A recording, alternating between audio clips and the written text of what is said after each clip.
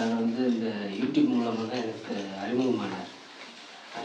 முதல்ல ஒரு வேலையை சார்கிட்ட கொடுத்து அதை ஆரம்பிக்கலாம்னு சொல்லிட்டு இங்கே விருதுநகர் மாவட்டத்தில் தான் போனோம். அது சில காரணங்கள்னால அதை ஆரம்பிக்க முடியல.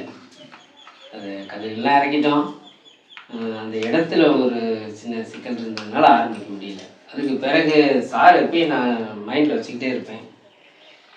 அதனால் தஞ்சாவூரில் ஒரு வீடு கட்ட வேண்டிய ஒரு ஒரு வாய்ப்பு வந்தது. சாரை அணுகுங்க இந்த மாதிரி சார் அப்படின்னு. சரி வாங்க போவோம் அப்படின்னு சொல்லி வந்தார். வந்து இடத்தெல்லாம் பார்த்துட்டு சரி சார் பண்ணிக்கலாம் அப்படின்னு சொல்லிட்டு ஒரு அக்ரிமெண்ட்டை போட்டோம். நீட்டாக இப்போ ஒரு ஒரு மாடி வீடு ஒன்று அருமையாக ஒரு 3 பெட்ரூம் 3 பாத்ரூம் கிச்சன் ஹால் எல்லாம் இருக்கிற மாதிரி ஃபஸ்ட் கிளாஸாக ஒரு மேஸ்திரி வச்சு கட்டி கொடுத்துட்டாரு. சரி இப்போ வந்து எனக்குமே இந்த பயிற்சியில் வந்து நான் வீடு கட்டி ஒரு ஒரு கஸ்டமராக அவர்கிட்ட வந்தேன். ஆனால் நான் மனசில் நினைப்பேன், இவர் வந்து சாதாரணமான ஒரு மனிதர் ஒரு ஒரு ஒரு தொழிலை கற்றுக்கிட்டு இந்த அளவுக்கு தமிழ்நாடு கூட போய் கட்டுறாரு. சொன்ன மாதிரி சாயல்குடி அவங்க எங்கே போய் வீடு கட்டுறாரு. இப்போ தஞ்சாவூர்னோடனே சார் தஞ்சாவூரா அப்படியா கொஞ்சம் தூரமாச்சே அப்படின்னு முதல்ல யோசிச்சார். சார் எனக்காக நீங்கள் வந்து தான் ஆகணும், கட்டி தான் கொடுக்கணும், நீங்கள் தான் சார் வேறு யாரையும் நான் வச்சு கட்டுற மாதிரி இல்லை அப்படின்னு. இப்போ என்ன இதுலேருந்து தெரிஞ்சுக்கிற வேண்டிய விஷயம் என்னன்னு சொன்னால், சார் வந்து ஒரு தன்னுடைய முயற்சியில் ஒரு நல்ல தொழில் தெரிஞ்ச ஒரு நபர்கிட்ட சில நுணுக்கங்களை கற்றுக்கிட்டு அந்த நுணுக்கங்களை இவர் தன்னுடைய உழைப்பின் மூலமாக அதை டெவலப் பண்ணி வாழ்க்கையில் ஒரு நல்ல நிலைமைக்கு வந்திருக்கிறார். எத்தனையோ அரசு ஊழியர்கள்லாம் நான் பார்த்துருக்குறேன். அரசு ஊழியர்கள் கூட இன்னும் பல அரசு ஊழியர்கள் வாடகை வீட்டில் இருக்கிறவங்க இருக்கிறாங்க. சொந்த வீடு வச்சுருப்பாங்க, அது இஎம்ஐயில் போய்கிட்டு இருக்கோம்.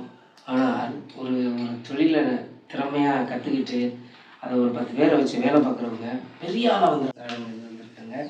அதனால் கைத்தொழில் ஒன்றை கற்றுக்கொள், கவலை உனக்கில்லை ஒத்துக்கொள் என்றார்.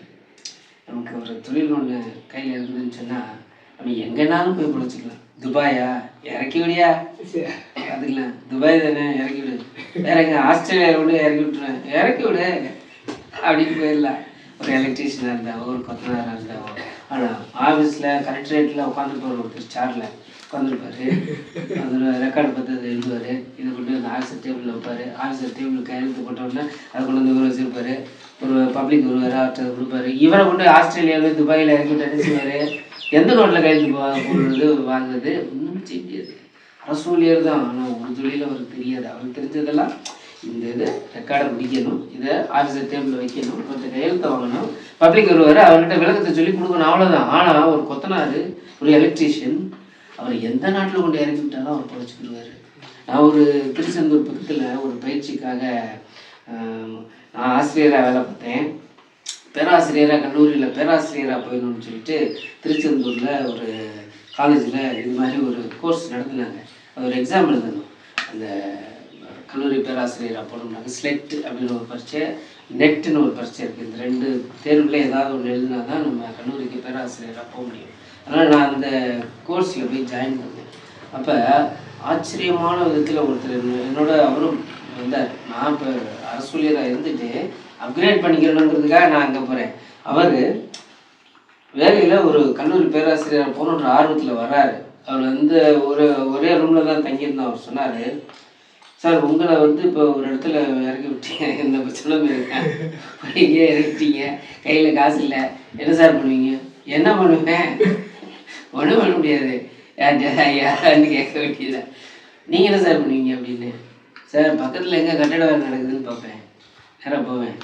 எனக்கு கட்டட வேலை தெரியும், 2 நாளைக்கு வேலை கொடுக்கணுமே. என்னப்பா அப்படி சொல்கிறேன், நீங்கள் பாருங்கள், எப்படி வேலை நல்லா பார்த்தேன்னா வச்சுக்கோங்க, இல்லைன்னா அனுப்பிச்சி விட்ருங்க. சரி பார்ப்பா அப்படின்வாங்க. நல்ல வேலை பார்ப்பேன், சம்பாதிப்பேன், சரி ஊருக்கு போயிடுவேன் சார் அப்படின்னு. பாரியா நம்மளும் படிச்சிருக்கோம், அரசு ஊழியராக இருக்கும், இவர் இன்னும் வேலையே இல்லை, ஆனால் அவர் என்ன தைரியமாக பேசுகிறாரு பாருங்க. அவர் அந்த வேலையிலேருந்து கல்லூரி பேராசிரியராக போகணுன்றதுக்காக இருந்தார். அதனால் நம்ம ஒரு தொழிலில் எந்த வயசுனாலும் சரி நம்ம பழகி வச்சுக்கிட்டோம்னா நம்ம சொந்தமாக ஒரு வீட்டில் நடக்கிற ஒரு வேலை, கட்டட வேலை நடக்குது, அதை என்ன செய்ய முடியும், நம்ம அதை சரியாக பண்ணுறாங்களான்னு பார்க்க முடியும். அதை சரியாக பண்ணலைன்னா இதை இப்படி பண்ணுங்கன்னு நம்ம ஆலோசனை சொல்ல முடியும். இல்லைன்னா நம்மளே அந்த தொழிலை கற்றுக்கிட்டு நம்ம ஒரு 10 பேரை வச்சு வேலை பார்க்க முடியும். அவங்க செய்கிற தவறுகளை திருத்த முடியும். இப்படி பல விதத்தில் இந்த கொத்தனார் பயிற்சின்றது நமக்கு உதவிகரமாக இருக்க போகுது. சார் சொன்ன மாதிரி ஒரே நாளில் இதில் வல்லுநர் ஆகிறதுக்கு வாய்ப்பு இல்லை. நம்முடைய முயற்சியில் தான் இது ஆக முடியும். இன்றைக்கி சில விஷயங்களும் சொல்லிக் கொடுப்பாங்க. அதை வச்சுக்கிட்டு பிடிச்சிக்கிட்டு நம்ம அப்படி இப்படியே கொஞ்சம் கொஞ்சமாக முன்னேறி வாழ்க்கையில் நல்ல நிலைமைக்கு போகிறதுக்கு 100% வாய்ப்பு இருக்குதுன்னு நான் நம்புகிறேன். முயற்சி ஒன்று தான் வேணும். முயற்சி இருந்துச்சுன்னு சொன்னால் நம்ம எந்த வயதுலையும் எந்த சூழ்நிலையிலையும் உடல் மட்டும் நம்ம ஒத்துழைச்சிச்சுன்னு சொன்னால், ஹெல்த் இருந்துச்சுன்னு சொன்னால் நம்ம வாழ்க்கையில் மென்மேலும் நல்ல நிலைமைக்கு போகலாம். ஆனால் நீங்கள் இவ்வளோ தூரம் முயற்சி எடுத்து வந்திருக்கீங்கன்னா, நீங்கள் ஒரு ஆர்வம் இல்லாமலாம் இவ்வளோ தூரம்லாம் பயணம் செஞ்சு வந்திருக்கிறதுக்கு வாய்ப்பே இல்லை. எத்தனையோ பேர் இந்த யூடியூப்பை பார்க்குறவங்க இருக்கிறாங்க. இந்த சார் கொடுத்த விளம்பரங்களை பார்த்துருப்பாங்க. ஆனால் வந்தவங்க நம்ம மட்டும்தான். அதனால் உண்மையிலேயே உங்கள் உள்ளத்தில் ஆர்வம் இருக்கிறதுனால வந்திருக்கீங்க. அந்த ஆர்வம் நிச்சயமாக உங்களுக்கு பலன் அளிக்கும். சார் உங்களுக்கு நிறைய விஷயங்களை சொல்லிக் கொடுப்பார். நானும் கற்றுக்கிறதுக்கு தான் வந்திருக்கேன் இங்கே. சார் சொல்லுவேன், சார் நீங்கள் இதை கற்றுக்கணும் சார்ன்னு சொல்லுவேன்.